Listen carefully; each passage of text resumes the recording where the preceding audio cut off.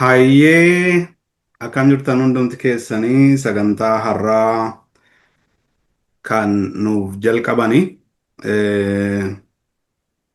Dr. Leenin Quuxooti. Dr. Leenin Quuxoo sagantaa har'aa fi warra keessumaa warra nuuf dhiyeessan nuuf dhiyeessu. Dr. Leenin akkuma beektan barsiisaa afoola afaan Oromootii Oromiyaa State University. Hayyee baga nagaan dhuftanii Dr. Leenin sittin dabarsa. Baay'ee ulfaadha baga nagaan nu eedanii galatooma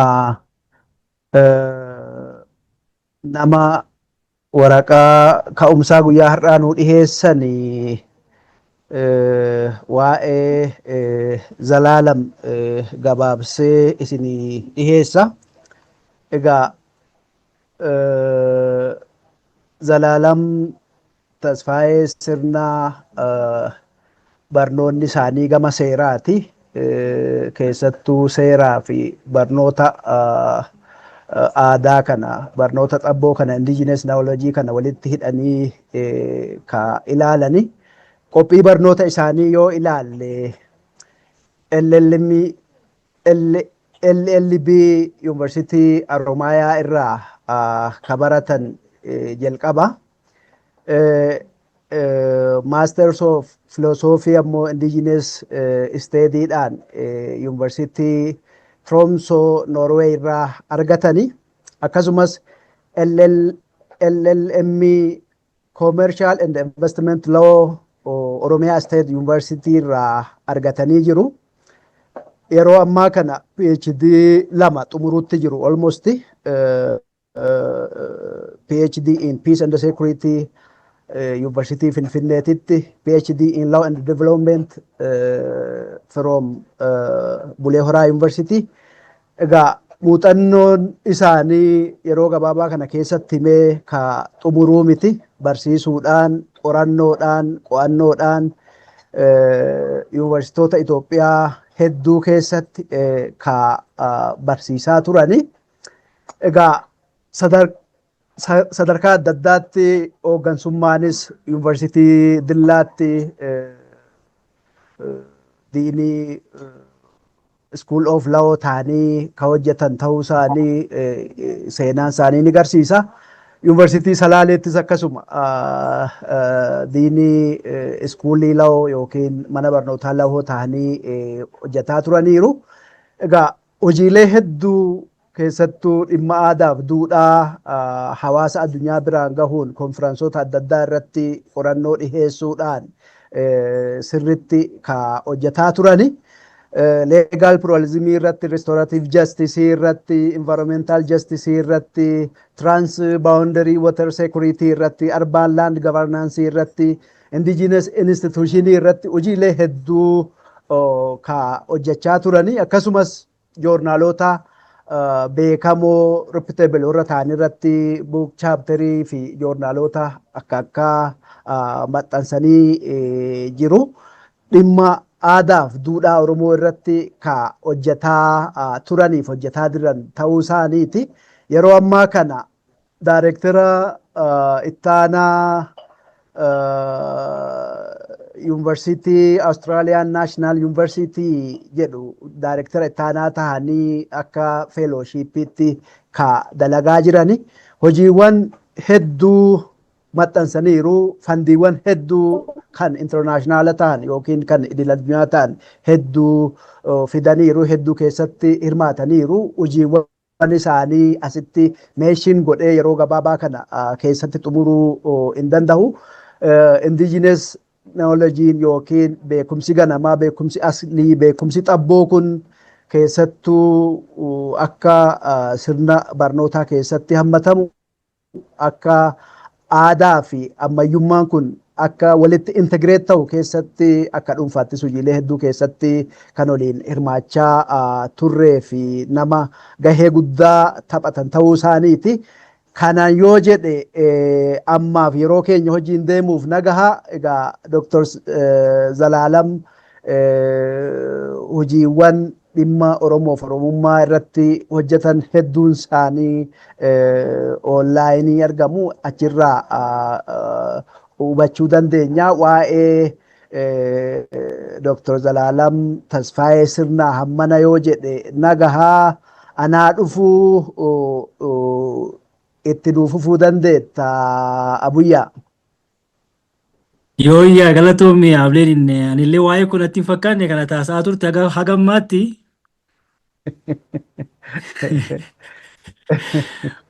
PowerPoint akka qooduuf yoo naa eeyyamtanii only the host can share in this meeting jedha.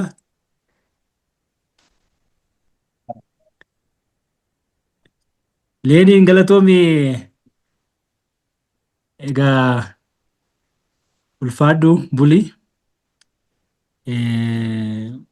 Baay'ee galatooma ulfaadhaa carraa kennitanii fi carraa kanaanis wanta as keessatti guddaadha jedhee yaadu namni akka wal beeku wal hubatuu fi eenyudha isa jedhu guddaadha jedhee yaada malee humaa wanta haaraa wanta asitti dhiyeessuu qaba jedhee namanu.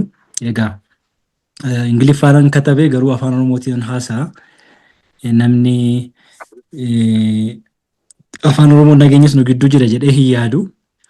Egaa isin gamanumaan haaromsa gadaa waan jiru irratti bal'inaan hojjetaa turtaniitu. Yaada baay'ee murteessaa egeree keenyaafis baay'ee waan jajjabeeffamuu qabudha jedhee tan yaada. Kanaan dura carraa argadhee hin hordofne garuu akka itti jirtan qubanan qaba leeniin natti himaa ture. Jabaadhaa ulfaadhaa jechuun barbaada. Mata dureen har'a irratti haasa'u daqiiqaa muraasa keessatti booda irratti bal'inaan haasa'uu dandeenya. Sirna gadaa kan Oromoo falaasama inni qabu gabaabinaan laallee isarratti hin mari'anne jechuudha. So the Oromo Gada, revisiting the African political philosophy, I see it as African and as it is political and as it is also philosophy. Innaa waan kana sadan dudduuba deebinee yoo millanne waan jedhu yaaduma waliigalaati. Kitaaba 2024 maxxane hin jira. Book chapterii godhe kan achirratti gumaache irraan siniif qooda jechuudha. Kitaabicha illee siniif sheerin godha booddee. Biyyoon mimikerii kan jedhu kitaaba maxxane jira. Kitaaba sana keessatti waan har'aa haasa'u kana bal'inaan booddee illee ilaaluu dandeenya jechuudha. So argaa jirtu yoo ta'e isinitti mul'ataa? Hin mul'ataa? Mul'ata.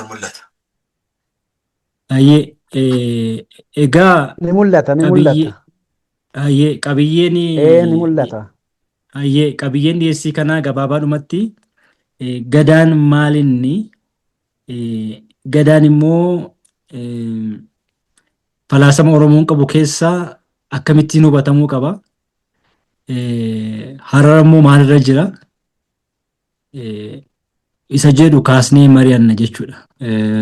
So waanuma dimshaasha ta'e waanuma isin beektan irra deebi'ee taananii haasaa jechuudha. So it's not something new. Egaa namoonni nu gidduu jiran haaraa miti. Waa'een Oromoos, waa'een Oromiyaas, waa'een Itoophiyaas, waa'een saba keenyaas kanaaf isa kana irraan darba. Gadaan kun maalinni what is really gada waan jedhu kana yaadni jiru haga tokko odoo wal hubachiifne irra deebinee hammeenya hin qabu jedhee tan yaada. Maaliifi gadaa hin jedha namni kaanis hin jedha garuu kaalagaan jedhu akka jirutu ta'ee garuu nuyi akkamittiin gadaa hubanna akkamittiin immoo ilaalla akkamittiin immoo ilaalcha keenya illee gara sanatti gaafinnu akkamittiin hubanna isa jedhu odoo waa muraasa laalle jedhee kana yaade jira. Barreeffamni baay'ee xixiqqoo ta'ee jira haala nama asirratti dhiyeessaa jiru akkam akka ta'e hin beeku siistamni isinitti mul'ataa? Mul'ata. Omaan jedhu. Akka Looret jedhutti, Looret Tsaggaayeen akkaataa inni jedhutti namoonni hedduun fudhachuu dhiisuu dandeessu. Inni konseptii ancient Cushitic word lamarraa walitti dhufee jedheetu yaada. Etymological aspect isaa gaafa yaadu. So this is his murtii isaati yookaan immoo waan inni akkaataa sanaan dhimma sana ilaalee hubatedha. Sirriidha sirrii miti jechuu hin dandeenyu garuu akka yaadaatti odoo intarteen goone rakkoo hin qabu jedhee yaada. Kanaafiyyuu walitti makamsa konseptii lamaati jedha. Kaa inni jedhu kun ancient Cushitic term Egyptologist namni ta'ee qorate konseptiin kaa jedhu kun creator yookaan immoo uumaa jechuudha. Isa ganamaa uume kan nama uume kan lafa uume kan samii uume kan waa hunda uume jechuudha yookaan immoo isa uumame isa uumu jechuudha. Aadaan jennu kun jechuma duriitii waan haaraa miti achumaas ganama norms jechuudha. Kanarraa ka'eetu God's norm jedheetu fudhata gadaa kana etymological aspect isa kana booddee falmuullee dandeenya.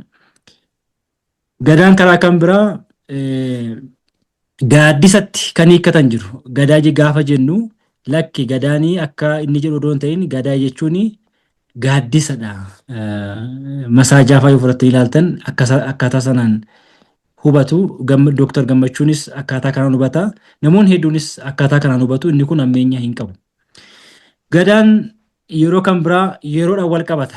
Gadaa function as a time reckoning system. Kanaaf yeroon jiruuf jireenya dhalli namaa ganamaa ka'ee hamma galgalaatti daa'imummaadhaa ka'ee hamma gadamoojiitti jiruuf jireenya isaa gaggeeffatu keessatti inni kun hundumtuu kan ta'u yeroo keessatti. Kanaaf gadaanii fi lakkoofsi yeroo hariiroo cimaa qaba jedhaniitu fudhatu.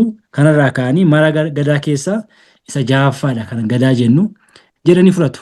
Inni kun haaluma konseptii sana yookaan immoo yaadama sana ittiin hubachuudhaaf namoonni kaanidha. Inni kun sirriidha, inni kun sirrii miti, inni kun dogoggoradha jechuu hin dandeenyu. Akka Asmaroom Laggasee hubatutti gadaa gaafa jennu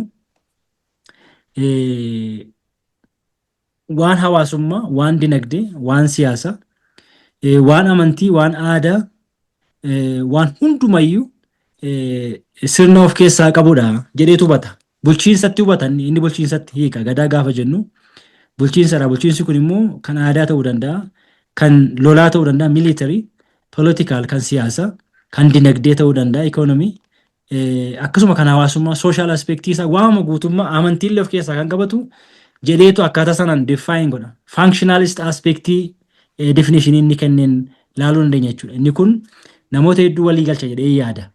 Gadaan waa hundumaa jiruuf jireenya Oromoon qabu keessa kan hammatee jiru kan walitti qabatee jiru. Inni kun definishinii isa kaan caalaa kan wal naman falmisiisne haala qabatamaa hawaasni keenya jiru irraa kaane walii galuu dandeenya. Kan ta'ee har'a waa muraasa dhaan akka kootti gadaa pillars jedhee kanan fudhu kana oduu waa muraasa laalle. Gadaan namoota hedduudhaan qoratameera. I think Oromoota caalaa namoota Oromoon ta'iniin kan qoratamedha jedhee tan yaada. Keessumaa warri adii baay'ee qorataniiru. Mishinariidha kaasee namoota dookumentii godhan sheerullii yoo fudhattan jalqaba 1950moota keessa booda kan akka Baasii, kan akka Paakistaan namoonni hedduun qorataniiru. Asmaroomin dabalatee jechuudha. Kanaaf kun waan gaariidha. Qorannoon ani xiinxalee arge keessaa wantoota bu'uuraa 10 ta'an of keessaa qaba. Inni kun gadaa piilaarsiidhaanaaf. They are the center yookaan immoo utubaadha. Utubaa gadaan qabu. Utubaaleen kun utubaalee sirnoota biraa keessatti hin argamne. Falaasama uummata kanarraa kan ta'e kan madde. Yoomiyyuu immoo yoo ta'e adapt of godhaa haala qabatamaa keessatti of firoomsaa of michoomsaa deema malee kan hin banne jechuudha. Pillars jedhee kan akkaataa kanaan hubadhu kun waggoota dhibbootan duras ture har'as jira gara fuulduraattis hin jiraata jechuudha. Garuu kontekstinii fi haalli inni itti operate godhu garuu haaluma bara sana haaluma yeroo sana fakkaateetu darba malee guutummaatti hin badu. Inni kun kurnan kana lafa kaa'uu yaala. Tokkoffaa gadaa saayikil. Gadaan himmara inni jennu kun daddafeen deema yeroo keenyatti fayyadamuudhaafi. Inni shanaffaa yayyaba shanan inni kun piilaar yaadama qofaa miti bu'uuras immoo gulantaalee gadaa gireedis inni jennu kun gadaa kilaas gaafa jennu gadaa gireediirraa adda akkuma isin beektan garuu gadaan kilaasiin kun yookaan immoo paartiilee yookaan immoo gogeessa gadaa isa jennu sana fudhannee ilaaluu dandeessa. Kun bu'uura kurnan keessaa isa arfan jechuudha.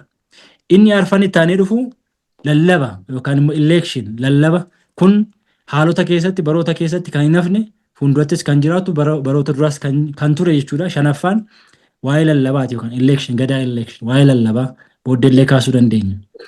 Inni kan biraa gadaa kaawunsil inni ja'affaan gadaa kaawunsil bulchiinsa gadaa keessatti adula isa jennu jechuudha. Gadaan adulaa isa ja'affaa isa murteessaa isa kana booddee ilaaluu dandeenya. Inni torbaffaan yaa'a gadaati. Yaa'a gadaati. Gadaa General Assemblies gumii gaayyoo fudhattan yoo naannoo Gujiitti kan jiru mee bokkoo yoo fudhattan caffee kan tulamaa yoo fudhattan yaa'i kun hin jira jechuudha. Inni kun isa saddeettaffaadha isa torbaffaadha jechuudha. Inni saddeettaffaan gadaa judishari yookaan immoo gaaddisa. Inni kunis piilaarii baay'ee murteessaadha jechuudha. Booddee irratti taasisuu dandeenya. Inni salgaffaan gadaa konfedereesiis inni kun baay'ee murteessaadha. Oromoon sirna konfederaalaatii qaba. Sirna aangoon namoota dhuunfaa harka galee biyya ittiin bulu odoo hin taane aangoon haala dhugaa fi roga qabuun sirna mataasaa qabaate kan sabni kun mooyitii garaagaraa ittiin ijaare kilaan siistemii garaagaraa ittiin ijaare akkasumas immoo caasaatti godhe ittiin wal bulchaa turedha. Inni kun konfederaal istiraakcheriidha. Gadaa konfedereesis jennee kaasuu dandeenya. Isa kana booddee bal'inaan haasa'uu dandeenya. Inni dhumaa kurnaffaan qaalluu instituutioniidha. Inni kunis sirna gadaa keessaa piilaarii isa murteessaadha jechuudha. Egaa akka kootti kun hubatamuudha qabu. Isa kana muraasa laaluu yaala. Gadaa saayikil mara gadaa. Inni kun yoo fudhattan piikcheriin kun kitaaba Asmaroom Laggasee irraan fuudhee kitaaba inni kanaan dura maxxanse 2006 irrattis katabee jira. Akkaataatti gulantaan gadaan maree garuu dhumarratti akka hin cufamne hin kaasa. Gadaa saayikiliin kun daa'imaa qabee haga gadamoojiitti hin mara jechuudha. Mara gadaa jennee kan kaasnu kana jechuudha. Isa kana bal'inaan yeroo koon fudhadhu nan darba. Inni kan biraa mitoloojikaal haala ta'een wanti hubatamuu qabu tokko yayyaba shanan keessaa warreen jalqabaa Oromoodhaaf bu'uura kaan jedhamee amanamu seera jalqabaa warra kaantu jiru. Inni kun hagam dhugaadhaa isa keessa hin seennu garuu mitoloojiin hawaasa tokko uumuu yookaan immoo jabeessuu yookaan immoo walitti fiduu keessatti iddoo guddaa qaba waan ta'eef wanti uffatamu miti jechuudha. Fakkeenyaaf seera maatii yayyaba jalqabaa warra tuman keessa warra lafa kaa'an keessa tokko golloo gobboo kan jedhamu seera maatii itti aanee boruu billoo seera dhaalaa Oromoon seera maatii hin qaba. Seera dhaalaa hin qaba. Inni kun warra jalqabaati. Nan kaasee haasa'aa jiru kun abbootii warra bu'uureessan jechuudha. Warra ganamaa. Baabboo Gaalessaa kan jedhamu waa'ee kaalandaraa fi akkasuma jiloota irratti seerota kaa'amee jiru jechuudha. Inni kan biraa seera mana keessaa yookaan immoo kan manaaf akkasumas beellada manaa ilaalchisee seerota kaa'e Gaalee Aannoo akkasuma Leeqaa Jaarsoo waa'ee seera lola humanitarian laws kan lafa kaa'edha jechuudha. Warroonni kun warra yayyaba shananiiti.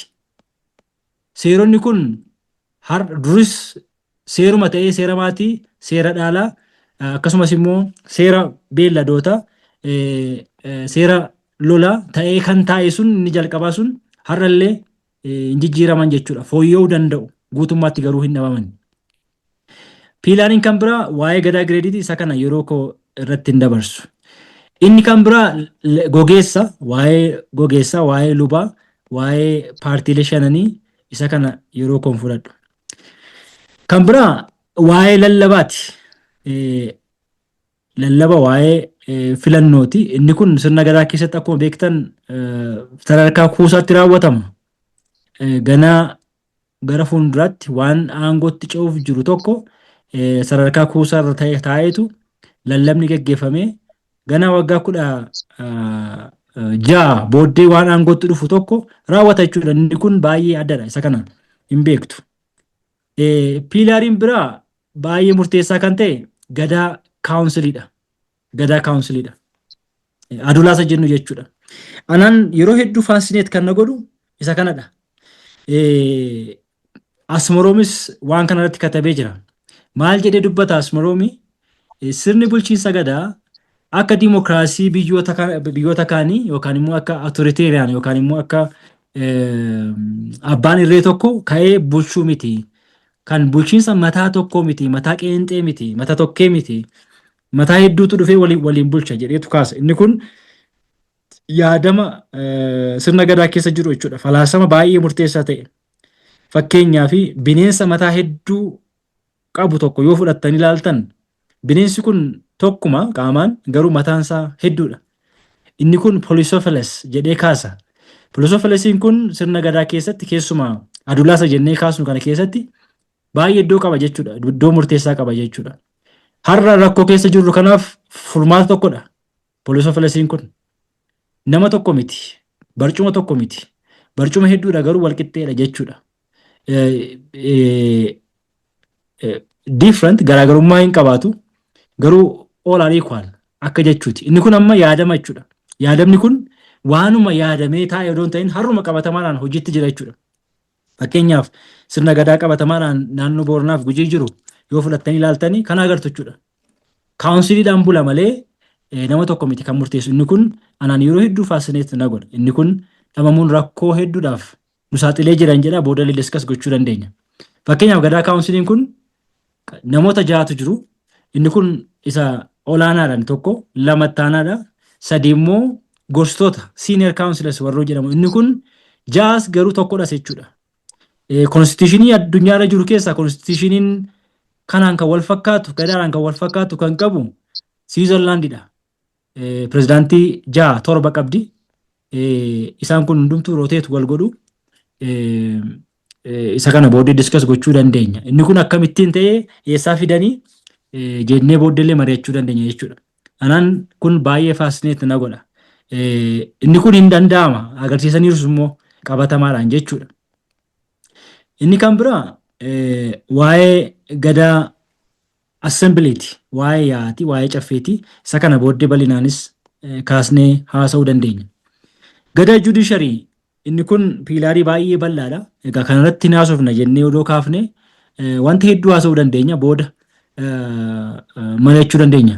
Dizerteeshinii koo kanan barreessee sabmiit godhee already difeensiidhaaf qophaa'aa jiru.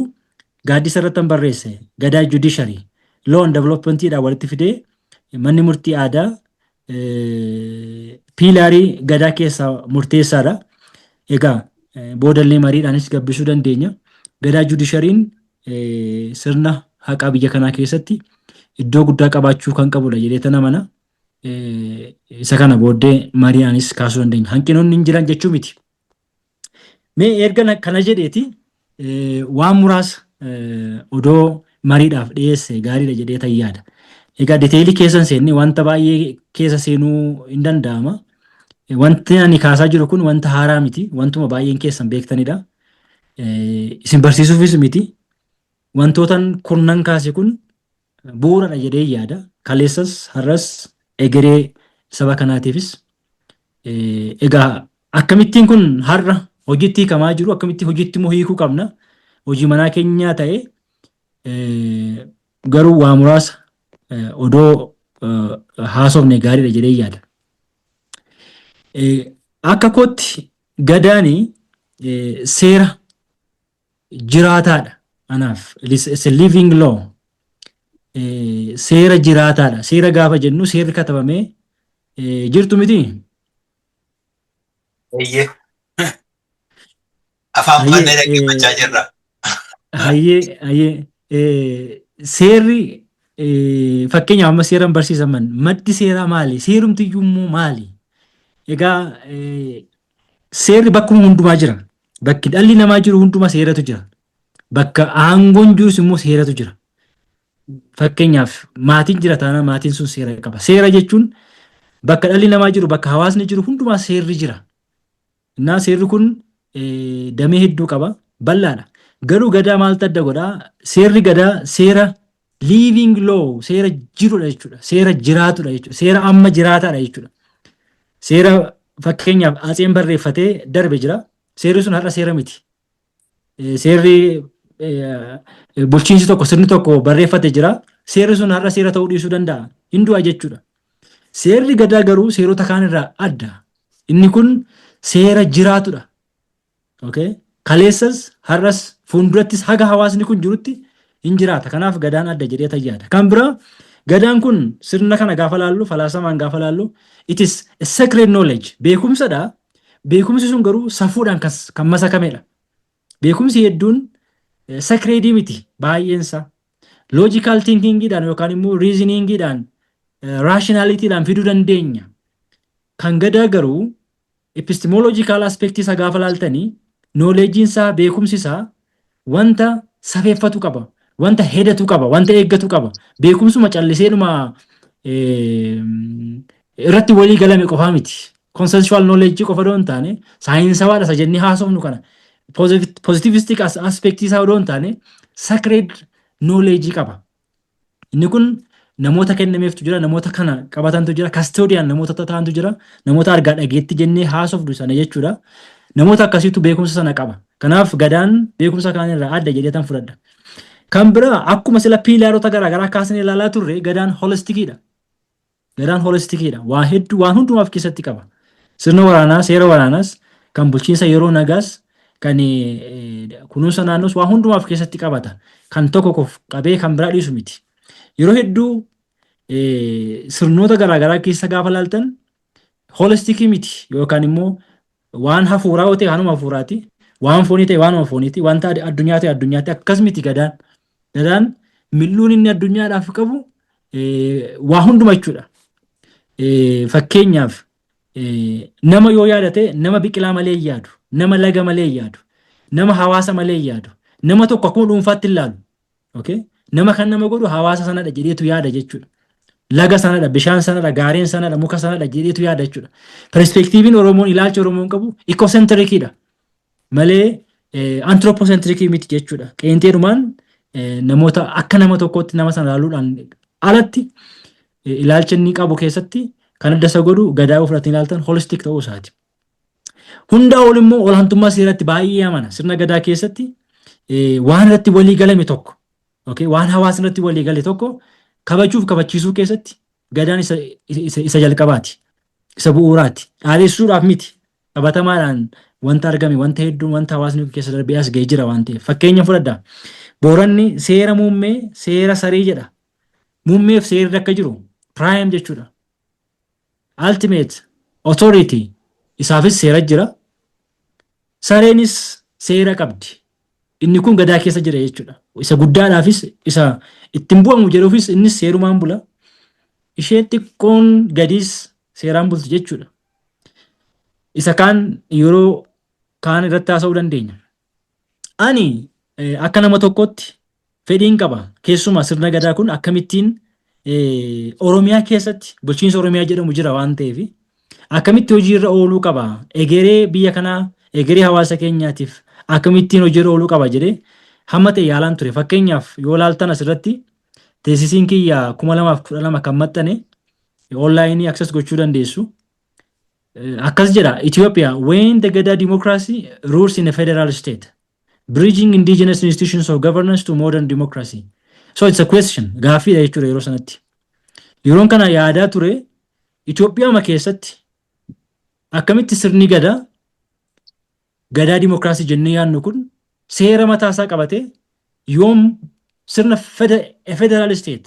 I'm not saying ethnic federal state jechaan jiru. A federal state. Isa keessatti akkamittiin sirni gadaa akkamitti hojiirra ooluu danda'a jedhee teessisii barreesseen ture chaaptarii 7 qaba. Laaluu dandeessu. Achi keessatti maala wanta ani gumaachuu yaale naannoon Oromiyaa heera ammattiin bulaa jirtu dhiiftee heera gadaarraa madde odoo kalaqxe maal fakkaata heerri sun waama jedhu achi keessatti kaa'uu yaala jechuudha. So maal fakkaata konstitushiniin Oromiyaa odoo gadaarraa madde jechuudha. Legislatiin maal fakkaachuu qaba, eksitiin maal fakkaachuu qaba, judishariin maal fakkaachuu qaba, pirinsiploonni nu ittiin gaa'ee ta'uu qabnu maal ta'uu qaba waan jedhu wayii gumaacha godhe achi keessatti jechuudha. Kabira ittaanee bara 2015 a future gaze Gada oriented constitutional structure for Oromia teessisuma sanarraa fuudhee tanan maalan godhe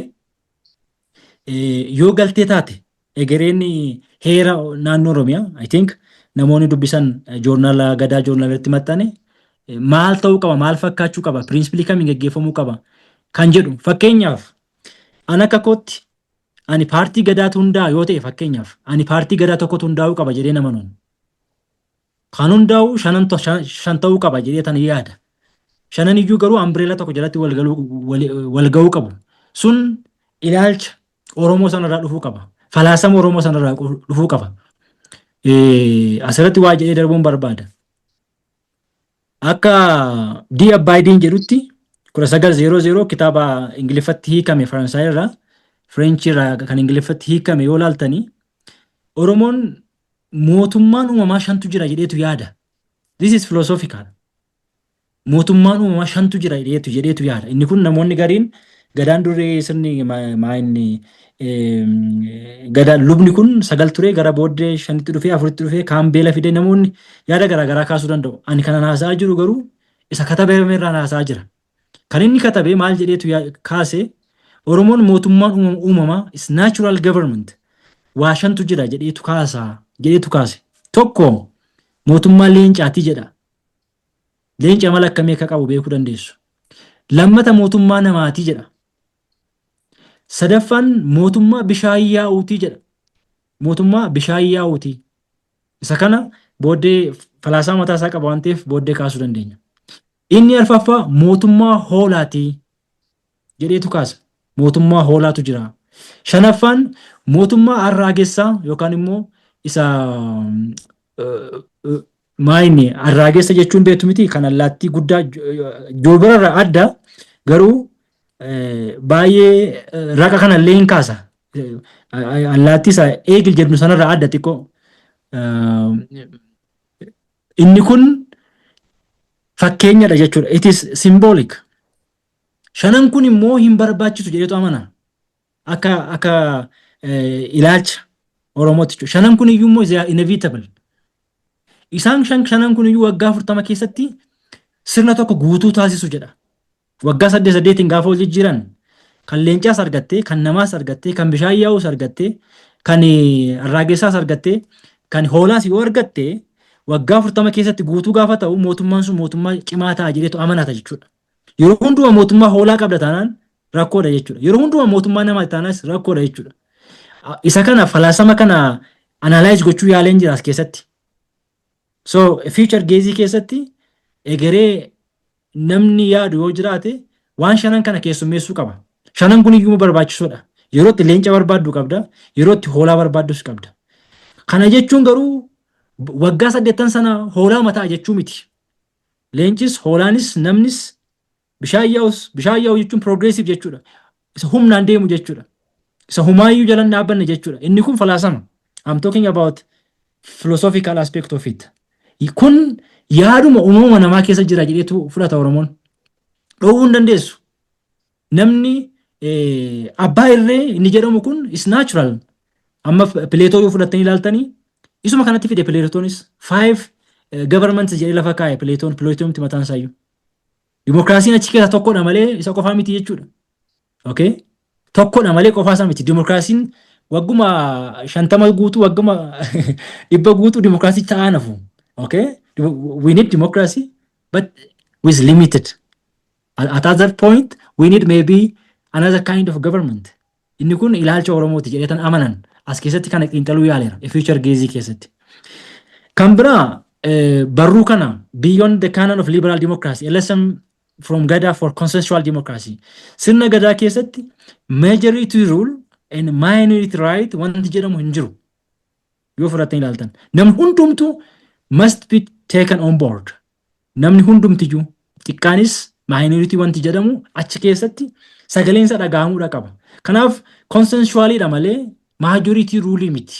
Consensualidha. Inni kun falaasama mataa isaati achi keessatti bal'inaan kaaseera akkamittiin consensual democracy Oromiyaa keessatti uumamuu danda'a. Akkamittiin hojiirra ooluu danda'a waan jedhu falaasama mataa isaa danda'e qaba. Waa'ee deliberative democracy kaasee kan warra lixaa jechuudha.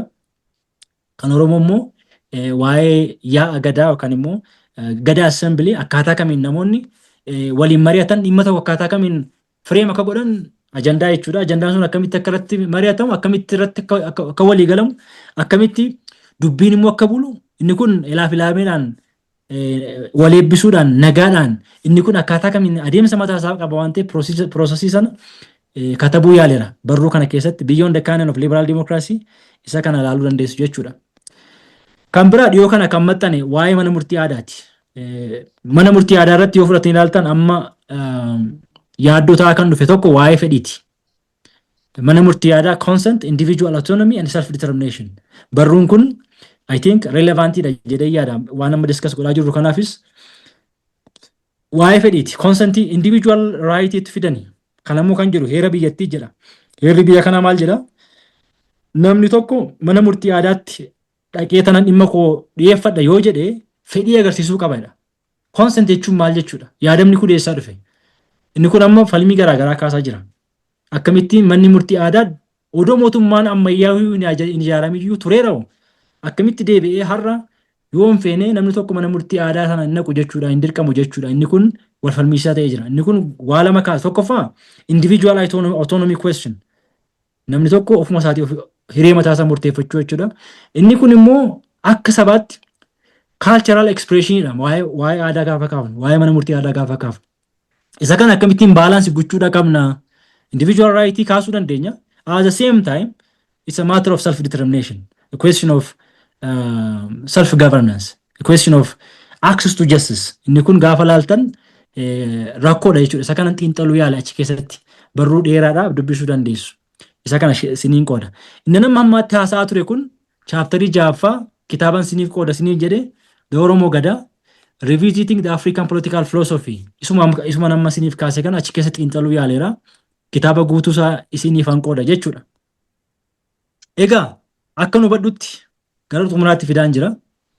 Waa'een Gadaa it is the essence of the Oromo life and existence. Jiruuf jireenya Oromootu Gadaadhaan walitti hidhata guddaa qaba.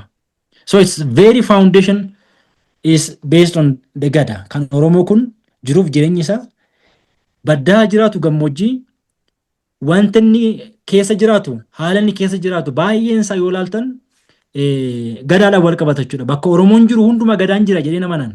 Aan akka nama tokkootti laafuu danda'a. Jilli garaagaraa qophaa'uu dhiisuu danda'a. Garuu xiinsammuun hawaasa keenyaa kun waan kanarraa fagaata jedhee tan hin yaadu. Isa kana booddeellee kaasnee mari'achuu dandeenya jedhee tan yaada. So it is structured, the Gada government organized the Oromo people in generation seats, in age seats, in assemblies, in councils, creating a framework that reflect a collective wisdom and a tradition of Oromo people. Jedhee tan yaada. Inni kun dhugaadha jedhee tanan fudhadha. Hanqinni jira. Waan irratti mari'annu hedduun jiraachuu danda'a. Kan sabni kun irratti walii galuu danda'u tokko yoo jiraate akka kootti amantii irratti walii galuu dhiisuu dandeenya. Ilaalcha siyaasaa irratti walii galuu dhiisuu dandeenya. Gadaa irratti garuu walii galuun dirqama ta'a jedhee tan yaada. Gadaan waliin galchu taanaan maal akka walii galchu hin beeku. Boodallee kaasuu dandeenya. Asmaroom akkas jedha. Oromo people created Gada and the Gada created the Oromo nation. Okay? Oromoon sirna Gadaa kana kalaqe. Sirnumti Gadaa kun immoo deebisee saba Oromoo kana waan create godha. Waan create godhudha jedhee tan amana waan dhaggeeffattaniif ulfaadha.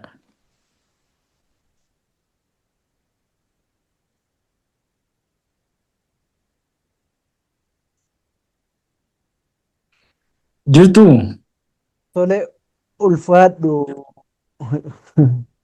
Ulfaadha jirra. egaa baay'ee naasofne marii irratti haasofna. Hayyee. Galatooma.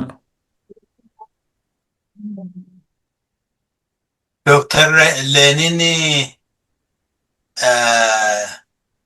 isintu itti fufanatti fakkaata. Tole ulfaadhu Abzalaalami waan bal'aa yeroo dheeraa fudhachuu malu yeroo gabaabaa keessatti waan nama qirqirsu waan nama qimmiidu sirritti haala namaa hubatamuu danda'uun nu dhiheessite. Ulfaadhu egaa gadaa gatan gadi badan jedha Oromooni, gada gattee gadi badde jedha. Almost sannuun jedhe. Kanaaf Oromoo keessatti yoo xiqqaate cidha godhata Oromoonni lafa gadaan itti lallaafte illee 40 abbaa isaa eege 80 akaakayyuu eegee cidha godhata yoo xiqqaate jechuudha. Simboolii san gochuu qaba. Yoo gadaa gatan gadi badan safuudha. Gadaan wayyuudha, beekumsi gadaa wayyuudha. Sacred inni jennu kun wayyooma ulfinna sana agarsiisa. Kanaaf ulfaadhu amma waan hin hubatamne waan akka qabxiilee mariitti kaasaa ture waan dhiheessii kana keessatti isiniin galle irratti namoonni yaada kennine gara goolabaatti deemnaa jechuudha. Tartiibumaan waan dabalataas waan gaafii akka gaafiitti ka'us waan akka gaafiitti ka'u jalqaba kaafnee yaada dabalataa itti kenninee gara xumuraatti deemna. Adeemsi kennaa ulfaadhaa.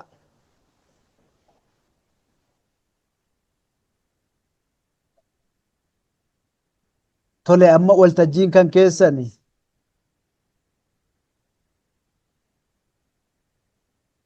An dubbadhu Dr. Lenin. Noora kottaa dubbadhaa. Okay. Hedduu galatoomi Dr. Sirnaan jedhani na ayyamta yaada. Dr. Sirnaa hedduu galatoomi dhiyeessii gaariidha. Ani gadaa kana dhimma Oromoo kana reefuun barachaa jira. Gaaffii tokkoon si gaafadha. Deebisaallee deebisteetta yaada garuu gadi fageessitee akka ibsituun barbaade. Gadaani kuni adda jettee dubbattee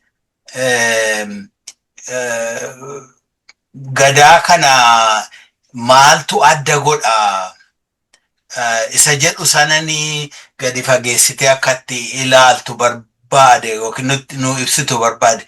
Akkan hubadhutti taanaan gadaan adda kan godhu hundee isaati jedhee yaada. Waan irratti hundeeffame, waan inni irratti hidhatee dhaabbatutu adda isa godha. Isa sila jette maanni nama qeenxee irratti utuun ta'in ekooloojii hundumaa ilaala jette dubbattee sababni isaa immoo waan hundee qabuuf. Waa'ee hundee sanaa ani akka nu hubadhetti atis xinnoo itti buutettan si'a akka nu hubadhutti hundeen sun safuudha.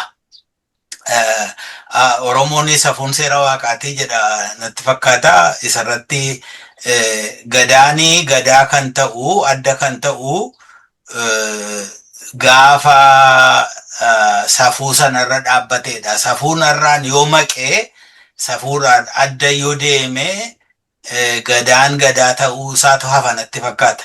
Maal jetta? Galatooma. Yaadoota fudhataa itti deemna moo yaada hunda fudhannee boodatti deebina? Haa ta'u abjaatoo. Noora abjaatoo. Ayyee fayyataa Dr. Zalaalemi baay'ee ulfaadhu. Guddoon attole wanti dhiyeessitani. Dadhabbiin teessanii yaa waaqumirraa argattanii san eebbisuu malee waan dhibiin jennu. Guddaan dhufumaa boluun dhaaritee malee dargaggeessaa malee egaa guddadhu lubbuun buli umriin nu dheeradhu. Ani akka gaafiitti waa lama kaasuu barbaade.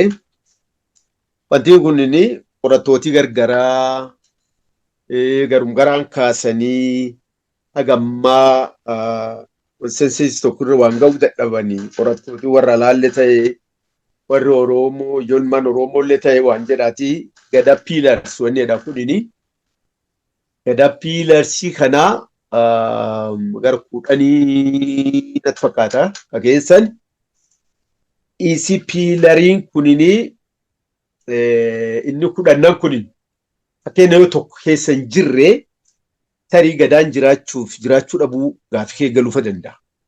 Yoo ta'in tokko keessa laafu yookaan hin laaffifne tokko keessa hanqatu kan dhibii irratti yoo miidhaan geessifne wanni jechuu danda'a. Tokko fuula piilaroota kanatti qorattooti gargaraa waan gargaraatiin dhiyeessiti.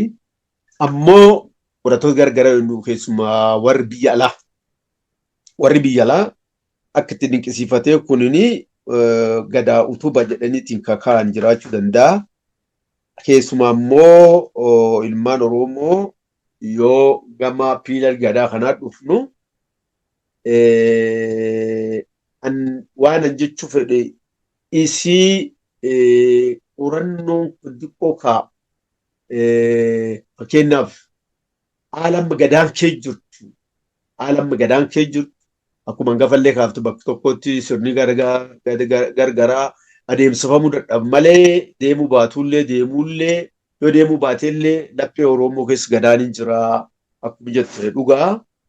Ammoo piilarii kanam gada ammaatiin madaallamoo akkam gadaan jirtuun yookaan haala yeroo waliin piilarii gadaa jennumoo hundeeffama gadaatiin piilarii gadaa jenneetiin qabachuu dandeenyumoo akkamiin deemee kudhan dhaqa.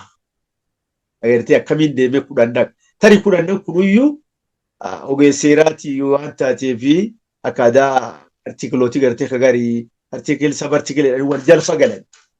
Ka wal jalfa galanii akka utubaa guddaa cimaa tokkotti fudhachuu dandeenyu faan jira. Dhiyoollee nam tokkotti amma waa'ee piilarii gadaa jedhee waan ta'e dhiyeesseef jedhee kanaaf jedhe addaan citeera narraa horii bula akkuma baafte. Kanaafuu isi utubaa gadaa yoo nu gabaabumatti yeroo akkanaan madaallamoo hundeeffam gadaatiin madaallee utubaa jechuu dandeenya. Inni gaafiin lammaffaani waa'ee yaayya shananiiti. Waa'ee yaayya shananii kana ani Dr. Gammachuurraati ka baradhee Booran biratti immoo akka ittiin yaayya galee yaannoo, yaayya goroo gobboo, yaayya boruu biluu, yaayya maaleelee qajaarsoo akki booranii ittiin hiikuu xiqqoo garmalee walirra fagoo jirnatti fakkaata warri argaa dhageettii ka wanni jedhu affoolaan iddoo bakka geerarsaatti kan ittiin ibsanii waa'ee yaayya shananii kan yookaan yayyab shananii kana akkamiin wanni gadaatiin walitti fidee akka mangaf kaaftan akka yaayya shananuu fakshin isaallee gargariitiin akkasii kaaftan sunini argaa dhageettii qorannuma litireecharii immoo argaa dhageettii kallattii Oromiyaatti Boorana Gujii filadduu keessa deemtee jirta. Kanaan hagam konfirm gootan waan jedha kaasuu barbaadaa ulfaadhaa horaa bulaa. Ayyee anillee konnekshinii rakkisaa ture guutummaa isaa dhageenya fakkaata yoo wanta inni hafu jiraate yeroon dubbadhu naa qoddaaleen. Ani gaafiin kan kiyya egaa seenaa keessatti sirni gadaa sirna mootummaa Oromoo ture. Amma immoo akka periferiitti waan jiru fakkaata. Akkamittiiniti sirna gadaa kana koorii gochuun danda'ama mootummaa Oromoo jiru keessatti fuulduratti ijaaramu keessattis fiixee waan ala cinaan deemu tun taane akkamittiin itti sirna mootummaa Oromoo gochuun danda'ama isa jedhu gaafachuun barbaade.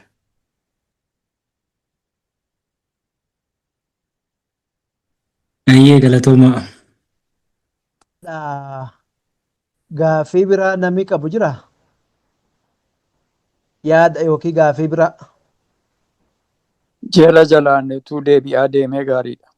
Haa ta'u walirrattis yoo baay'ate wal jalaa bu'uu danda'a. Abzalaalami gaafilee arfan tokkotu ka'ee jalqaba irratti maaltu adda godhaa isa jedhu gadi jabeessii nuuf kaasii waan inni irratti hundaa'e waan irratti bu'urame keessattuu safuu wajjin wal qabata isa jedhu gaafiin jalqaba. Kan lammataa Gadaa Pillars abjaataniin kakaasan keessaa Gadaa Pillars 10 ka yoo tokko laafe faa gadaan hin jiru jechuu dandeenyu faa jira yoo hubadhe gaafii abjaato warri biyya alaas warri biyya keessaas Gadaa Pillars yookiin utubaawwan gadaa jedhanii kaasu haala ammaatiin wal bira qabnee akkamiin laalla keessattuu ati nama seeraati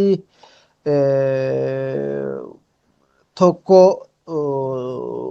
wanni isa tokko ta'uu danda'a wal jala galuu danda'u sab ta'anii wal jala galuu danda'u haala har'a Oromoo keessa jiruun ammoo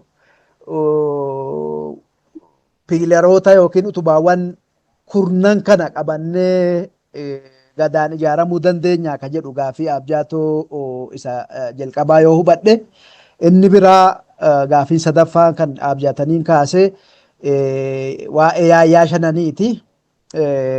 Jaarroleen argaa dhageettii akka jedhanii fi akki itti ibsamu kun keessumattuu hundaaf hojjechuu danda'a Oromoo yayyaba Oromoo warra kaaniif isa jedhu. Gaafiin afraffaatiif inni dhumaa kan Dr. Daani'el kaasanii egaa gadaan mootummaa Oromoo ture. Maalitti intendi godha gaafiin isaanii ture har'a piriferiidha har'a moggeeffamee jira har'a marjinaalaayis tahee jira amma akkamitti deebifnee dhugumaan sirna kanatti fayyadamuu dandeenya isa jedhu keessumas deebi'ee wanni jechuu fi qabatteetta jedhee yaada. Kanneen irratti waan nuun jedhiiti yaadi yoo jiraate itti deebinaa jechuudha. Yaadatti ulfaadhu itti fufuu dandeetta Abzalaalam. Ayyee galatoome Ableenin galatooma gaaffii kaastaniif I think gaaffiin isin kaastan waanuma sirriidha. Gadaa maaltu adda godha? Ani gadaa sirnan jedha. Sirni kun immoo sirna waa hundumaaf keessatti hammatee jirudha. Gadaan gavarnansii qofaa miti. Gavarnansiin aspektii tokkodha. Bulchiinsa gaafa jennu waan tokkodha. Isa qofaa miti. Kanaafiyyuu bulchiinsota kaanirraa karaa kana baay'ee addadha. Inni isin kaastan waa'een safuu waa'eedhuma hiikaa jalqaba. Konseptii Looret Tsaggaayeen Gabramadiin kaaseen walitti dhufa. Norms of God ka aadaan jennu kun akkuma isinuu jettan safuun hin jiru taanaan gadaan hin jiru. Safuu irratti hundaa'a. Leeninis sila waa'ee sacred knowledge tradition yookaan immoo waan argaa dhageettii wanta safuu wanta waan qabatamaa waan har'aa waan ammaa waan amma namni beekee baree ittiin jiraatu garasitti waan hedatu waan sodaatuu fi waan safeeffatu of keessaa qaba sirni gadaa. Karaa kana dhuguma dubbachuuf taanaan adda. Fakkeenyaaf yoo fudhattan ilaaltan ani barsiisaa seeraati. Kaayyoon seera yakkaa namoota adabuudhaan namni kamiyyuu seeraaf akka bulu gochuudha. Deterrence purpose qaba seerri yakkaa fakkeenyaaf. Ebeluun nama yoo ajjeese namni nama ajjeese umurii guutuutti itti murtaa'a yoo ta'e seera sana sodaateetu yakka sana dalagu jechuudha. Malee nama hundumaaf poolisii ramadee eega jechuu miti. Sodaa keessattuu jechuudha seerri sun adabbii waan qabuuf. Kan Oromoo akkas miti. Hima safeeffata, safuudha. Waaqa uumaa nama uume hin sodaata, hin edataa, hin safeeffata jechuudha. Waan itti kolfamuu qabu hin qabnellee ittiin kolfu namallee seeraan ala miidhu itti fufuu dandeenya, waan baay'ee jechuu dandeenya.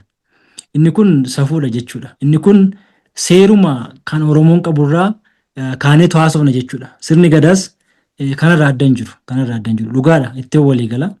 Safuun bakka hin jirretti gadaan jira jechuu dandeenya jechuun baay'ee ulfaata. Isa kana booddee mariidhaanis gabbisuu dandeessu. Kanaaf itti walii gala safuudhaan wal qabata.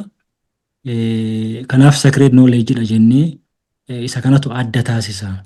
Wanti adda taasisu hedduun jiraachuu mala sirnoota kaanirra sirna gadaa safuudhaan yoo walitti fidnee ilaalle garuu inni kun adda jedhee tan fudhadha. Yoo gaaffii keessa sirriitti argadhe jechuudha. Egaa gadaan kun har'a bakka jiru beekna. Yaadaniinis jajaataniis kan inni kaasaa jiru. Waa'ee pilaarii kana gaafa kaasoftu ati isuma ganamaa aslii isa durii dhuma haasofna moo kurnan kunis har'a qabatamaadhaan jiru waan jiru natti fakkaata gaaffiinsa. Gaaffii waa'ee safuudhaa fi gadaa waa tokko jedheen irra darba dhiifama. Oromoon bineensi bosonaa safuu qaba jedheetu yaada. Bineensi bosonaa iyyuu safuu qaba nama miti.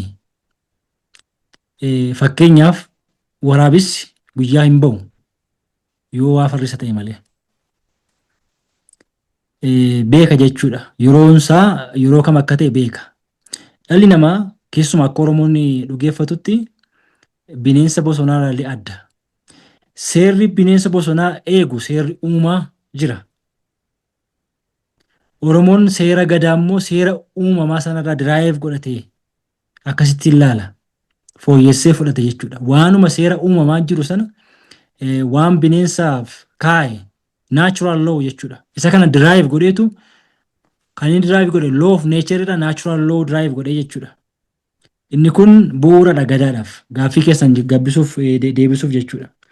Maddi seera kan sirna gadaa natural lawdha. Fakkeenyaaf maddi seeraa kan mootummaa hin jira. Maddi seeraa kan hawaasaa hin jira. Maddi seeraa kan dhaabbataa jiraachuu danda'a. Fakkeenyaaf dhaabbata keessa tajaajiltan yoo jiraatan dhaabbanni sun seera mataa isaa qabaachuu danda'a. Kan hawaasaa jiraachuu danda'a, kan mootummaa jiraachuu danda'a, kan aadaa gaafa kaasnu keessumaa kan Oromoo sirna gadaa kan adda godhu uumama irraatti diraayiv godhe seera kana. Uumama irraa jechuudha. Uumama laalee diraayiv godhe seera uumama irraa maddeedha jechuudha. Kanaaf safuun ni jennu kun kanaan wal qabata jechuudha. Ifa yoo ta'eef jechuudha. Waaqayyoo uumaan ganamaan ni jennu kun deriveetiividha. Inni kun madda seeraati. Madda sirnaatis. Inni kun yoomiyyuu hin jijjiiramu. Kan sirni bukeessaa human right yoo fudhattanii ilaaltan sirna mirga namoomaa miti kan lixni dhaadessu mirga namoomaa. Namni kamiyyuu mirga jiraachuu qaba jennee gaafa haasofnu maaliin yaadamni sun eessaa dhufe? Namni kamiyyuu namaaf akka jiraatuuf kan kenne hin jiru. Mootummaan lubbuu nama keessatti uumuu hin danda'u. Okay? Inni kun uumamaan namni nama akka ta'e gaafa dhalatu kan argatedha jechuudha. Kun safuudha jechuudha. Kun hin kabajama jechuudha. Maddi mirgaa uumama jechuudha. Karaa kan biraa.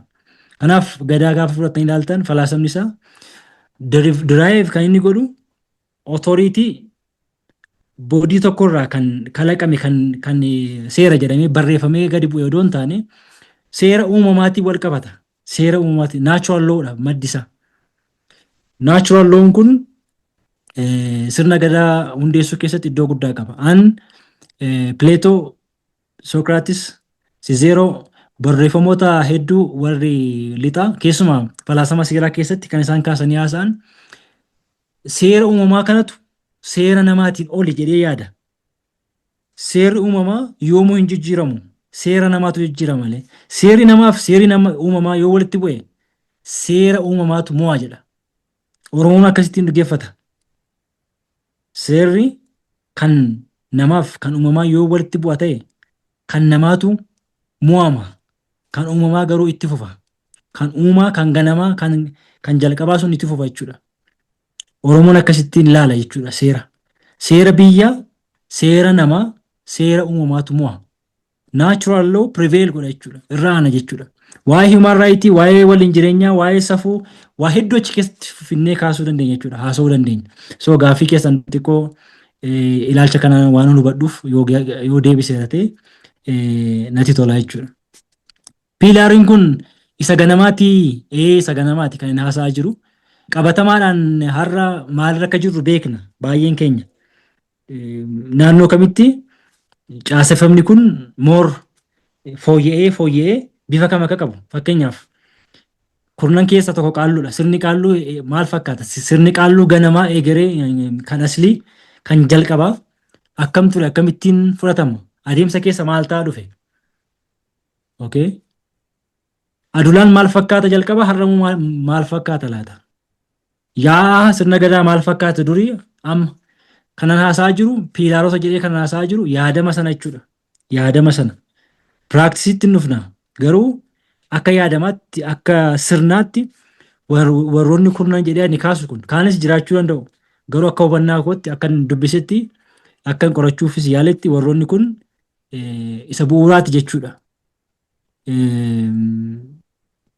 Turaniiru qaqallataniis bifa isaanii jijjiirrataniis garuu immoo jiru. Har'uma iyyuu immoo jiru. Anamma kurnan kun iyyuu hin jiran Oromiyaa keessa jechuu hin danda'u. Jechuu hin danda'u. Bifa garaagaraatiin duudhaa garaagaraa keessa, jila garaagaraa keessa, sirna garaagaraa keessa, bifa garaagaraatiin jira malee guutummaatti badeeras jedheen hin amanu garuu naannoo garaagaraa keessatti garuu bifa qabatamaa ta'een immoo hin jira. Kanaafuu bifa lamaan hubachuun barbaachisaadha. Isa ganamaatii isa yaadamaatii kun maal gaafa haasofnu sirnadha jechuudha. Asirratti waa tokko jechuun barbaada jaataniidhaaf. Institution gaafa jennu waa'ee dhaabbilee gaafa haasofnu dhaabbileen nama miti yookaan waa'ee sirnaa gaafa haasofnu sirni namas miti.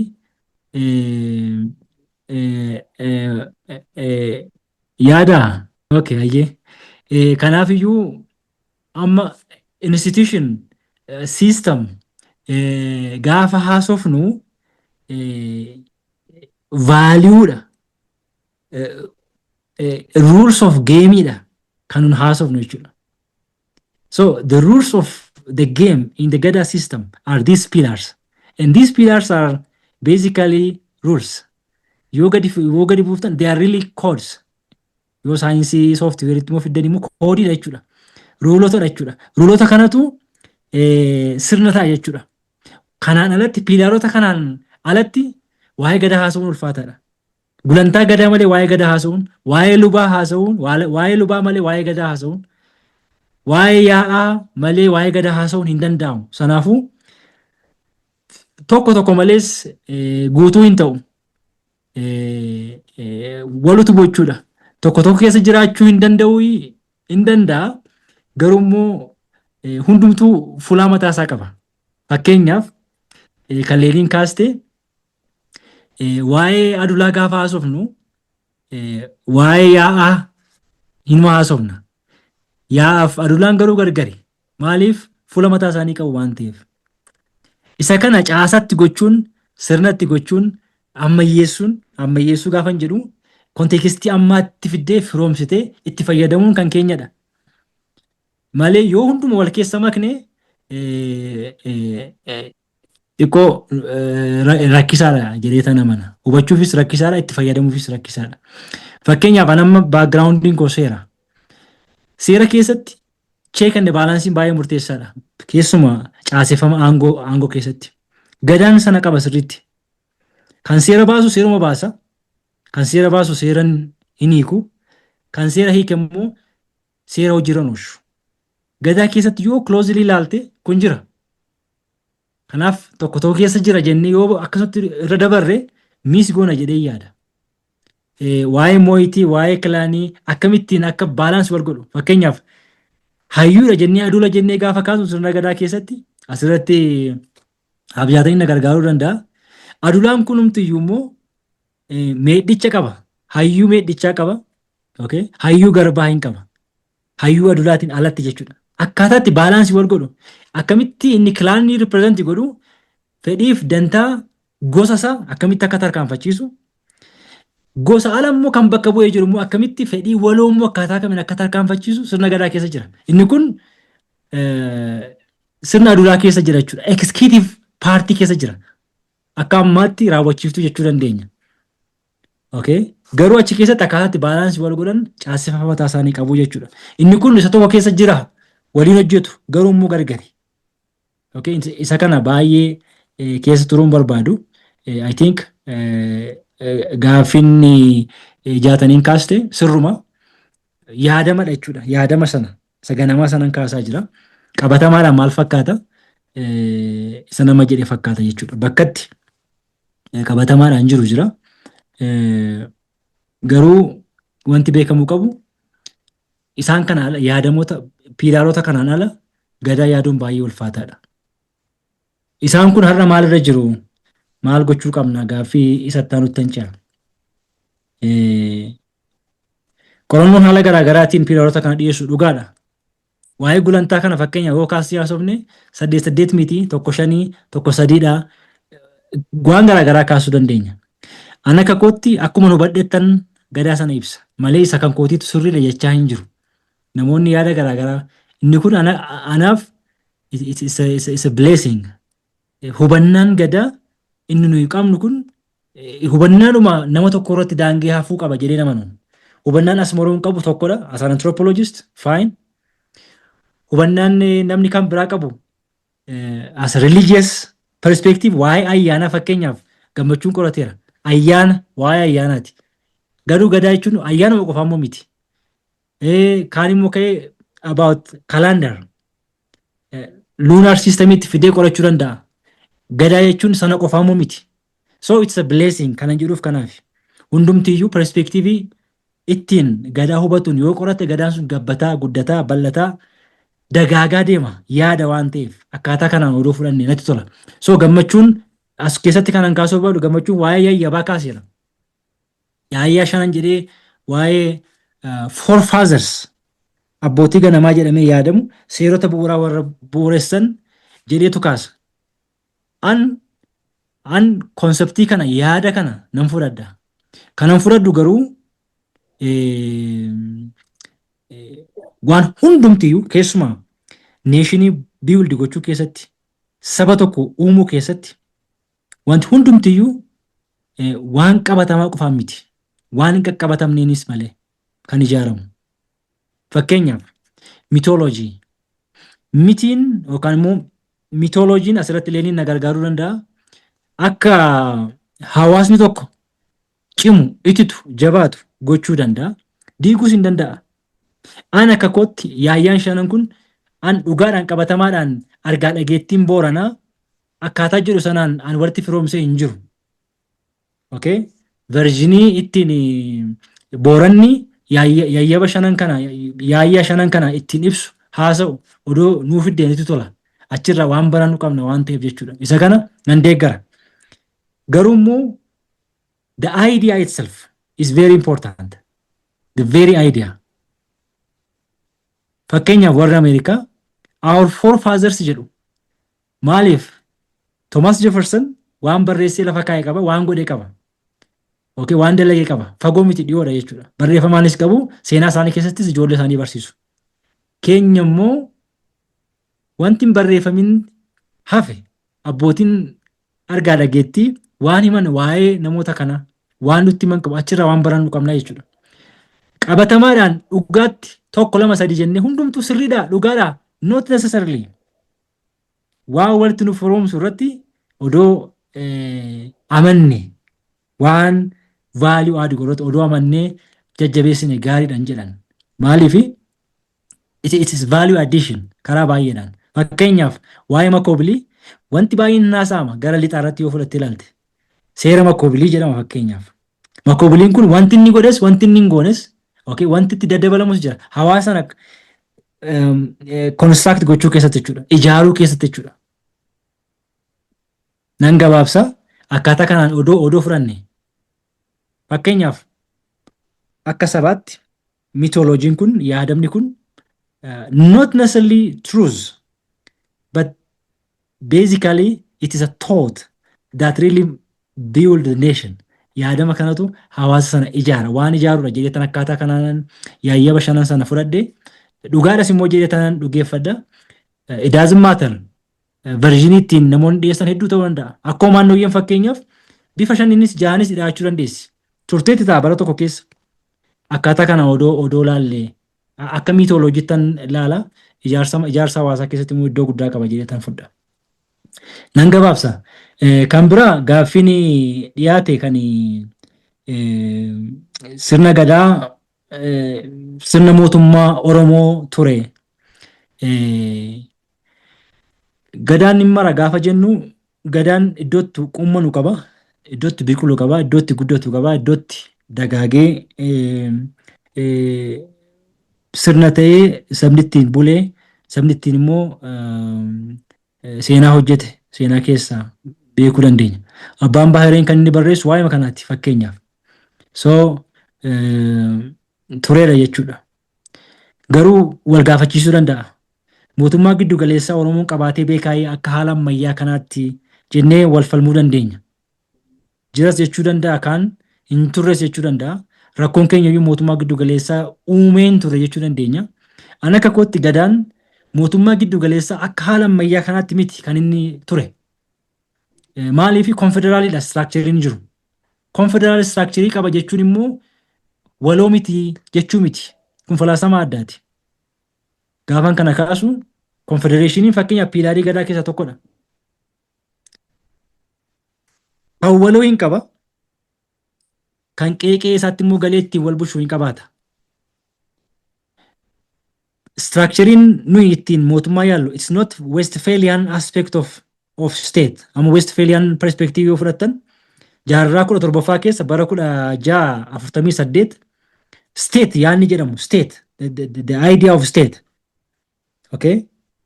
Kalaqni jedhanii kan isaan kaasan sanaan boodadha isteetonni baay'een kan uumaman jaarraa 18ffaa 19ffaa state formation.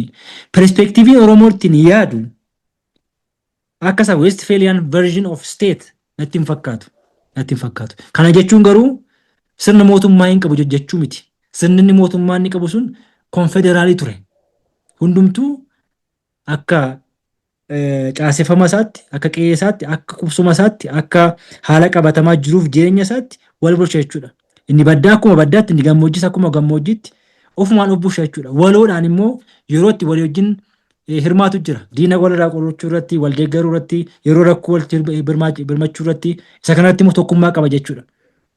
Bakka hedduutti garuu akkaataa qubsuma isaatti, akkaataa wal fakkaatuun, akkaataa aadaa isaatii, akkaataa qilleensa fi jiruuf jireenya isaatiin of bulchaa ture. Kanaaf not necessarily exactly Westphalian perspective natti hin fakkaatu.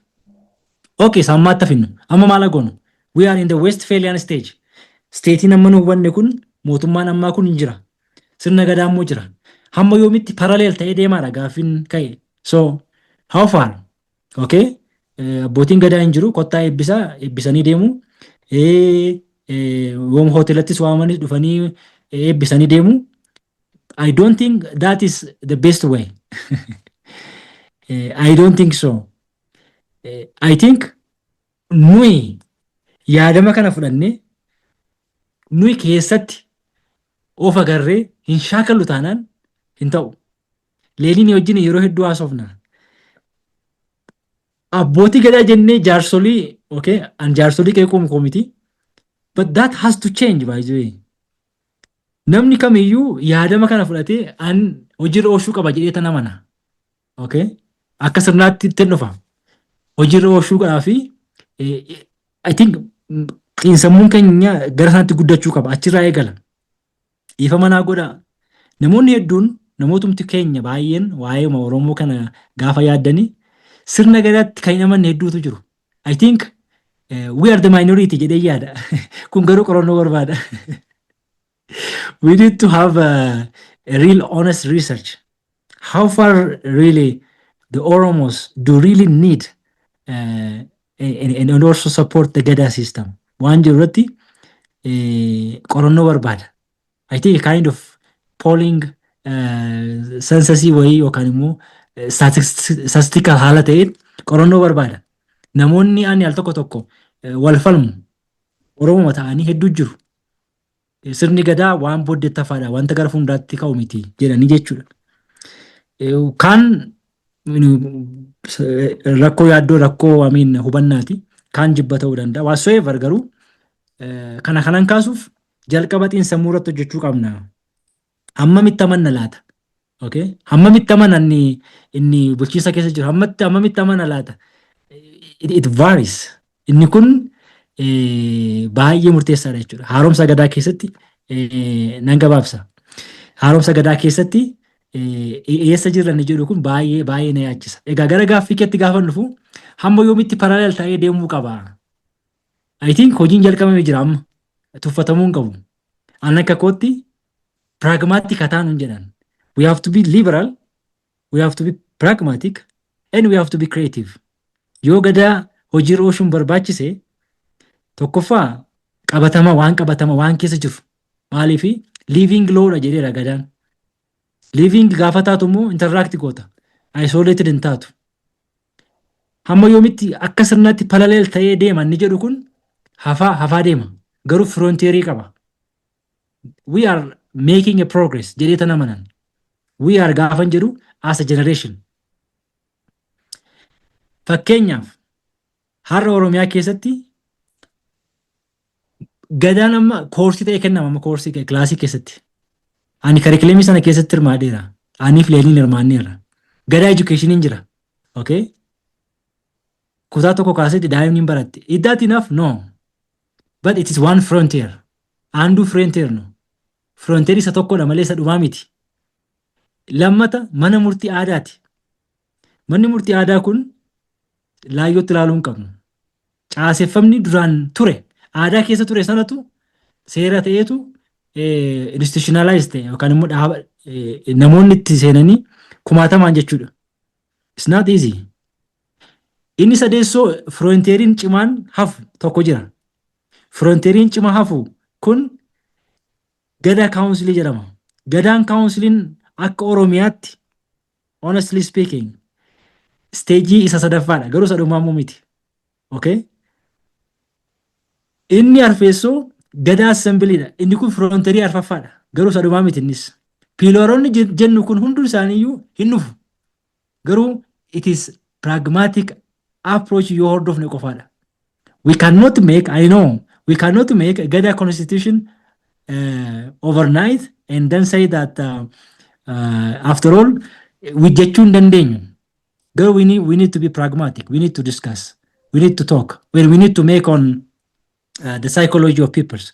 And jibbi jiru, tuffiin jiru, misconception in jiru, gadaadhaan wal qabate. We have to be honest. We have to be self-critical by the way. Gadaadhaan wal qabate. We have to be also vigilant. It's a matter of vigilance and being resilient. Akka gadaan kun hojiirra ooluuf jechuudha. Inni kun hojii manaa guddaadha. Karaa barnootaa itti dhiibu, karaa bulchiinsaa itti dhiibu, karaa amantiillee itti dhiibu, karaa teekinooloojiillee push gochuu gaafata jechuudha. Yoo maltaa'e approach yoo hordofne, okay, bakka dargaggeessi hirmaatu dargaggeessa hirmaachifne, bakka hayyoonni itti hirmaachifne, yoo itti deemne, it is a struggle as you all know. Yoo itti deemne, wanti kun lafa qabataa hin deemu. But I don't say it will happen overnight. Halkan tokkotti hin ta'u. Garuu hojii manaa keenyadha. Waan tokko akka fakkeenyaatti isiniif kaasa. Manni murtii aadaa gaafa hundaa'u hanqina mataa isaa qaba ture. Aniif Leeniin leenjii garaagaraa kennin abbootii murtii kanaaf jaarsoliidhaaf jechuudha yeroo iddoo garaagaraatti. I think inni kun wanta godhuu qaba. Okay? Wanta babbadee wanta sirrachuu qabu waan hedduu lafa qabataa deema. Inni kun tokkodha garuu qophaa miti. Okay? Caaseffamni biraas immoo ka'uu qabu. 2014 yoo yaadattu ta'e gumii abbootii gadaa jedhanii I think abuse godhanii lammata politicize godhanii mataa dhabsiisanii malee I think asallaatti natti fakkaata abbaa gadaa eenyu aangoo kan irraa fuudhe yeroo sana sanbatoo irraa kan fuudhe Jiloo Mannoo fuudhe miti Leeniin.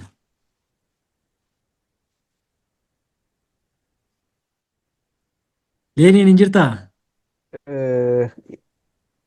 Yaa Jiloo Mannooti jira Abuyyaa. Jiloo Mannootu gumii abbootii gadaa sana irratti asalla irratti 2014 Nin dhagaa Abuyyaa. Ayyee achirratti maaltu ta'ee abbaa gadaa sanbatoo waggaa 8 gaafa aangoo xumuruu baallii dabarsuutu irra ture akka Oromiyaatti jechuudha. Gujii kan bakka bu'ee ture immoo abbaa gadaa Jiloo Mannoo ture. Inni asalla irratti walgahii gaggeessanii turan. I think abuse ta'e.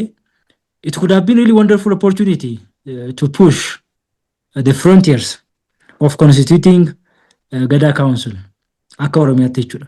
Inni kun hanqina hin qabu jechaa hin jiru. But we need to really be pragmatic. Carraa hin qabnu. Achi keessatti garuu jaarsolii qofaadhaaf dhiisuun immoo gaarii miti. Okay? Hayyoonni profeshinii garaagaraa keessa jiran irratti hirmaachuudha qabu jedhee namana. Barsiisaa kan ta'e umurii isaatiin gumaacha guddaa kan gumaachuu danda'u achi keessatti hirmaachuu qaba malee gahee abbootii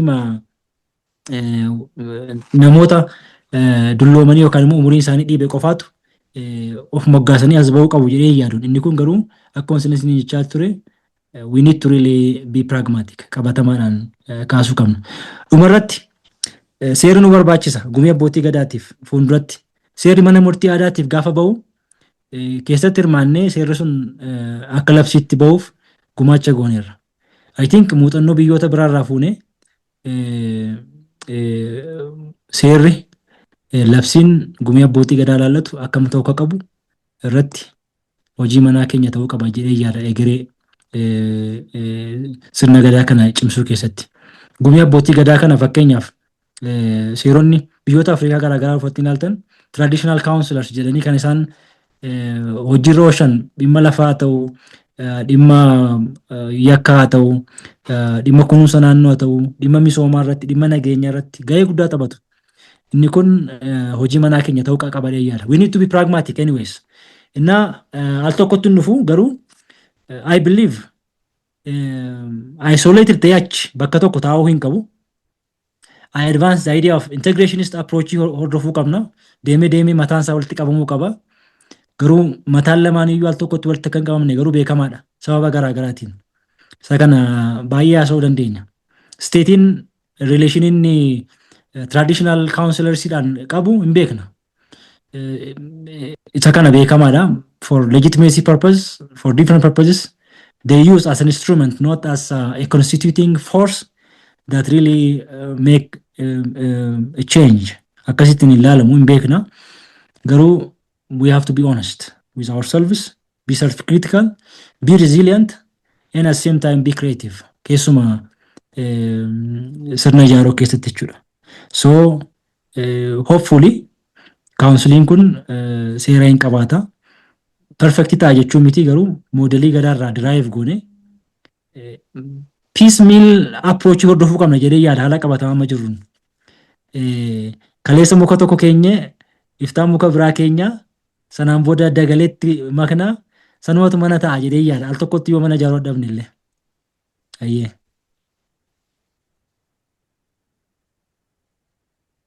Gaaffii keessa yoo inni hambise nuuf kolchaa.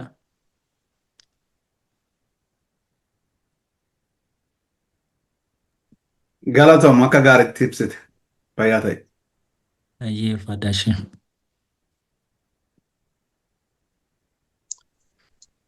Galatoomaa ishee. Ulfaadhaa. Jabaatu ulfaatu. Ulfaadhaa.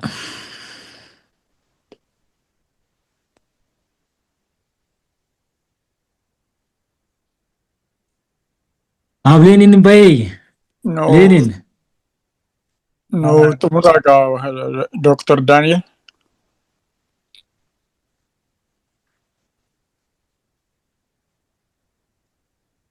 Hayyee fayyaa galatoomaa Zalaalem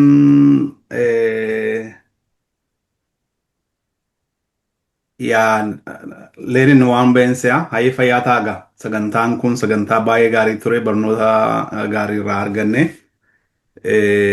waraabamaatti jira erga waraabamee xumuramee booddee waan hawaasaafis faca'u natti fakkaata egaa galatoomaa ulfaadhaa. Galatoomaa kan of kolchaa yoo darbaa haasofnes kan of kolchaa ulfaadhaa. Dakke of kolii wanti bade hin jiru. Personally, I'm really impressed baay'ee dhiyeessii gaarii ture, presentationii gaarii ture. Beekumsi kee, demeanoriin kee akkaataa itti ibsitu waan hundumtuu baay'ee dinqisiisaadha. Ulfaadhu fayyaa ta'e. Hayyee horaa bulaa ulfaadhaa. Akka baasee ibsin si'a. Eeyyee addaname. No, of kalchaa gaaffii kana gaafachuu kootiif yeroo baay'ee waa'een gadaa gaafa kaasamu waa'een safuu wajjin ka'a. I don't have a detailed information or I don't have a detailed knowledge. Garuu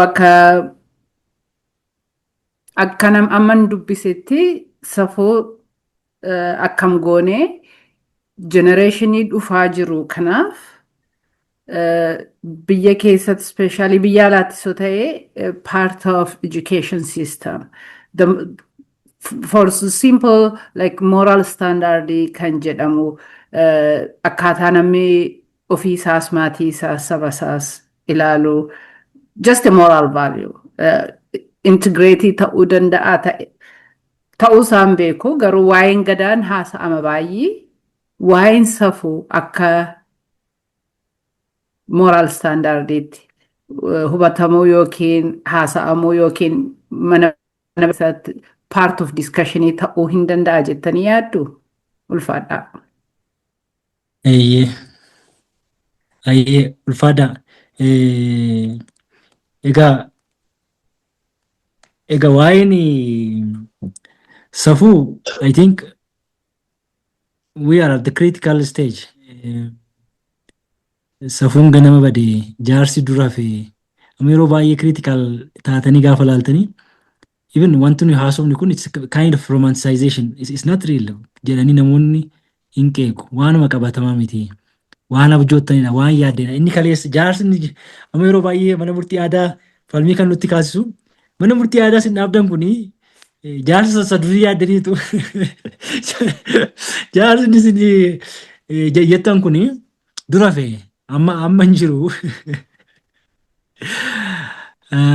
But I do share their concern, but there are still safu. We need to be pragmatic in Nanjelo Kanafida. Hawaasni kan bahee galuuf seerri mootummaa waan eeguuf miti. Poolisiin waan ramadame miti. Safuun xiqqaattu haqallattu waan jirtuuf namni ollaadhaan lafaa kaa ollaa dubbisa ollaan nagaa bultee beeka. Kun hundumtiyyuu part of the safu. Now isa sana we need to be conscious. Waa'ee legal pluralism waa xiqqoo jechuun barbaada gaaffii Naahiliin kaasteratti. Naahiliin jirti miti? Jirti. Hin baatee Naahiliin? Lakkii jira. Dhaggeeffachaan jira na hordofachaa. Na legal pluralism gaafa kaasnee haasofnu waa'ee moraalitii ka'a waa'ee safuu ka'a. Yeroo tokko bara lola addunyaa lammaffaa seera tokkotu ture. Naaziin kan inni baasee seera maal jedhudha? Namni yoo seera naaziin baase ol ta'uu barbaade hin adabama. Seerri jiru seeruma naazii qofaadha. Seerri tokko fakkeenyaaf yoo abbaan mana haadha manaarratti dhugaa ba'uu qabdi ta'e hin dirqisa ta'e seeradha waan ta'eef seera mootummaati waan ta'eef absoluutiidha gaafatamuu hin qabu. jedhaniitu seera akkasiitu manii booda abbaan manaa ishee faallaa keetii jedhameetu himatame. Innaa yoo wanti kun dhugaadha ta'e du'aatti murtaa'a. Innaa namni ragaatti ba'uu danda'u tokko haadha manaa isaa qofaa ta'eetu argame. So haati manaa kun dirqamtee abbaa manaa ishee irratti ragaa baate. Abbaan manaa ishee sababa kanaan du'e. Bear in mind. Amma kun it's not matter of legal question, it's a matter of moral question. Haati manaa abbaa manaa irratti ragaa ba'uu qabdi. Okay? Inni kun naqee maal destabilize godhaa? The very family, the very existence of family sana diiga jechuudha. Moraalitiin sabni, hawaasni, uummanni moraalitii kanarraa kaatee qaroomina kamiyyuu qabaatu. Okay? Ol deemuu hin danda'u gadi malee. Booda maal fidanii human rightiin sanaan booda dhufe. No jedhanii. Seera jechuun kan mootummaan baasu qofaa miti. So we need to come to our senses. Okay, there are state laws, but at the same time there is morality. Okay, why morality waan ati kaastee fida. Seerri morality malee hin ta'u. Okay, Oromoonis kan inni jechaa ture kanumadha. Fakkeenyaaf haati wayyuudhaadha, abbaa wayyuudha, lafti wayyuudhaadha. Hin wayyoomsa jechuudha. Haatiif abbaan bara qaroomina duras haatiif abbaan wayyuu ta'uu qabu, safeeffatamuu qabu. Bara AI keessas safuun kun murteessaadha jechuudha. So egereedhaaf illee okay, wayyuu ta'uu qaba. Abbaaf haati wayyuudha.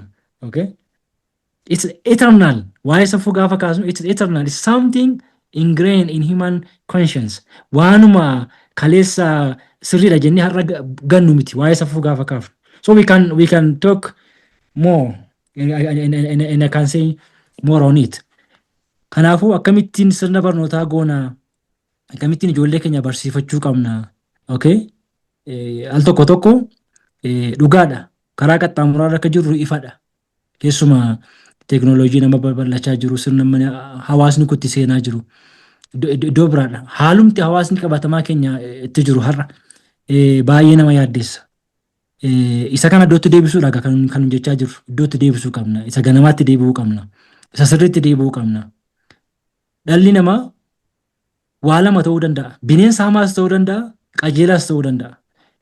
Kan inni bineensa ta'u gaafa moraalitii kan agatu, gaafa safuu kan agatu. We have both capabilities. We can be. Okay? Argaas immoo jirra. Qabatamaadhaan argaa jirra. Fakkeenyaaf amma Salaalee Yuunivarsiitii bakka barsiisutti daandii kanarra deemuudhaaf har'a rakkoodha. Butamtanii qarshii gaafatamuu dandeessu. Really? Who did that? How that happened? It's really challenging. Uummanni safuu qabu. Uummanni kaleessa safuudhaan bulaa ture kun har'a maaltu tuqe? Gaaffii sirriidha jedhee ta'ee yaada. Isa kana jijjiiruudhaaf garuu tokko akkuma isin jettan sirna keessa gashuudhaan isa kana wal barsiisuu, isa kana hundeetti gochuu, lammata immoo ittiin jiraachuu jalqabu. I think that's the best way. Theoretically waa tokko namatti himuu dandeenya. Gadaan akkasidha jechuu dandeenya. Safuun ganamaa akkasidha jennee namatti himuu dandeenya. Caalaatti immoo qabatamaadhaan yoo hojiitti jijjiirre yoo itti jiraanne wanti nu dubbannuuf wanti nu hin goonu yoo tokko ta'e gaafa sana namoota dhugaa taana nuyi. Okay? I think that's fundamentally lacking. Oromoo keessatti hypocritical gaafa ta'aa deemnu kanuma ta'a. Waan nu haasofnu waan tokko wanti nu goonu kan biraadha. An sodaan qaba. Gadaa jecha namumti Oromoo ta'uyyuu mee hin qaanfatin haala kanaa itti deemama taanaan. We need to be really self-critical. Oromoo ta'uu kootti yeroo ani gaabu yeroo itti qaana'u inni dhufaa laata jedheen sodaadha. Safuun kun dhabamuu irraan kan ka'e. Waa baay'ee waan nama yaaddeessu waa hedduutu jiraaf. Egaa inni kun ifa jedhee ta'e yaada. Egaa wal barsiisuun, walitti himuun, dhugaa jiru wal hubachiisuun, safuu ganamaallee deebisuudhaaf irratti hojjechuun hamma danda'amaa ta'etti immoo safuu kanaan buluudhaaf hundumtiyyuu bakka jirutti I believe in one thing. Nan xumura. Oduu naa ta'ee Oromoon Kanaadaa jirus, Oromoon US jirus, Oromoon Keeniyaa jirus, Oromoon Itoophiyaa keessa jirus bakka Oromoon jiru hundumtiyyuu safuu kanaan odoo gaggeeffame akkam natti tola. Wherever we are, it doesn't matter. Innaa isa kana practice odoo goone warri keessas warri alaas gaafa sana safuun sun isa kutaatti barsiisnu caalaa jireenya keenya qaama keenya ta'ee ta'a jedhee yaada. Isa kanatti yaadnu. Ulfaadhaa.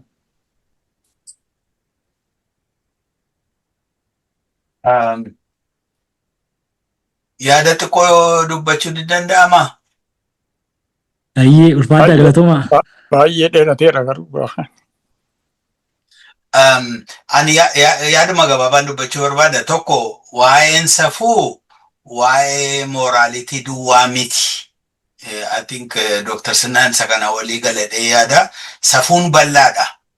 Kanaaf tarii haaromsi gadaa kan gochuu malu tokko akkuma sila jenne ani sincerely believe gadaan kan inni dhaabbatu safuurraa and without gadaa safuun dhaabbachuu without safuu gadaan dhaabbachuu hin danda'u.